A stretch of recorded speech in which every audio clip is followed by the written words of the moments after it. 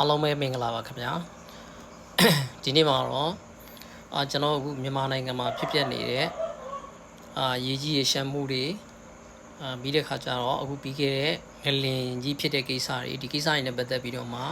ကျွန်တော်မြန်မာနိုင်ငံမှာဖြစ်ပျက်သွားတဲ့အတိုင်းအတာမှာများသောအားဖြင့်လူတွေကကိစ္စတစ်ခုဖြစ်ပြီးသွားပြီဆိုရင်ပြန်လည်ပြီးတော့မှရက်တီဖို့ကတော်တော်လေးကိုခဲရတဲ့အခက်အခဲတွေရှိကြတယ်အဲ့ဒါဘာကြောင့်လဲဆိုလို့ရှိရင်တချို့ကိစ္စတွေကြတော့ကျွန်တော်လက်ရှိရှင်းပြမယ်အာမခံအကြောင်းအရာနဲ့အများကြီးသက်ဆိုင်နေတယ်တခြားနိုင်ငံတွေမှာဆိုလို့ရှိရင်ကျွန်တော်တို့ကဒီအာမခံအိမ်တွေကိုအာမခံထားတယ်လူတွေအသက်အာမခံထားတယ်ဟုတ်လားကျန်းမာရေးနဲ့ပတ်သက်လို့အာမခံထားတယ်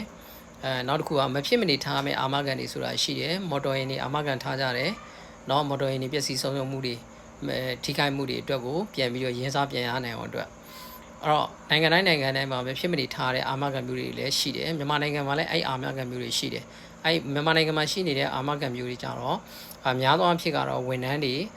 နိုင်ငံဝန်ထမ်းတွေအစိုးရဝန်ထမ်းတွေပေါ့နော်အဲ့ဒါမျိုးတွေကတော့သူတို့ကမဖြစ်မနေအာမခံရှိတယ်ဒါကိုလူမှုဖူလုံရေးလို့ခေါ်တာပေါ့နော်အဲ့လိုမျိုးလည်းခေါ်တယ်နောက်ပြီးတော့ gratuity တို့ပင်စင်တို့အဲ့ချိန်ခါမျိုးကြရင်ဒီအာမခံထားငွေကနေပြီးတော့မှပြန်ပြီးတဲ့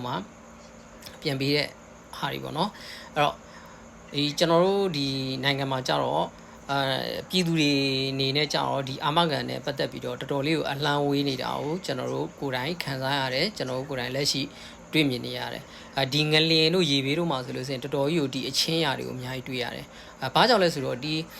ငလျင်မှာဆိုလို့ရှိရင်လည်းဒီတိုင်းပဲကျွန်တော်တို့ဟိုပါပေါ့နော်လူကြီးတရားမှာတယောက်အာမခံထားတယ်ဆိုတာတော်တော်ကြီးကိုခဲရင်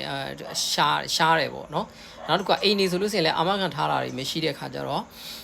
အိမ်တစ်လုံးအိမ်တွေပြိုသွားတယ်ပျက်စီးသွားတယ်ဒီပုံမှာကျွန်တော်တို့ကပြန်လဲပြီးတော့မတိဆောက်နိုင်တော့ဘူးတချို့တွေဆိုလို့ရှိရင်များသောအားဖြင့်ပေါ့နော်အဲ့လိုမျိုးတွေများဘာဖြစ်လို့လဲဆိုတော့တိန်းတွေကလည်းယာနဲ့ချီတန်တဲ့အိမ်တွေရှိသလိုထောင်နဲ့ချီတန်တဲ့အိမ်တွေရှိတယ်တိန်းတောင်းနဲ့ချီတန်တဲ့အိမ်တွေလည်းရှိတယ်ဒီလိုမျိုးအခြေအနေမျိုးပါဆိုလို့ရှိရင်တော့ဒါအာမခံနားလေတဲ့လူအာမခံထားတဲ့သူတွေကတော့အဲ့ဒီပုံမှာဒါဟိုစားတဘာဝဘေးအနေနဲ့ပတ်သက်တဲ့ငလျင်အာမခံတို့ပါလို့ညတော့ဗောနော်အဲ့ဒါတွေစုပေါင်းပြီးတော့မှပြန်ပြီးတော့ယူရတဲ့အပေါ်မှာပြန်လဲရရှိတဲ့ခံစား권တွေဖြစ်တယ်နော်ဒါကြောင့်မလို့ကျွန်တော်တို့တခြားနိုင်ငံတွေမှာကျတော့အဲ့ဒီအာမခံတွေနဲ့ပတ်သက်ပြီးတော့အသိပညာပေးဘူးတွေအများကြီးရှိတယ်အတွေ့အကြုံတွေအများကြီးရှိတယ်ကျွန်တော်ကိုယ်တိုင်လည်းပြည်ပမှာနေတဲ့နေစဉ်ကာလတုန်းကကျန်းမာရေးမကောင်းဘူးဆိုလို့ရှိရင်ဆေးရုံသွားတယ်စက်ရုံနဲ့ဆေးရုံတွေကတခါတည်းချိတ်ဆက်အာမခံတွေကသုံးခုဖလှယ်ချိတ်ဆက်လုပ်ထားပြီးသားဖြစ်တဲ့အတွက်ကျွန်တော်တို့ရဲ့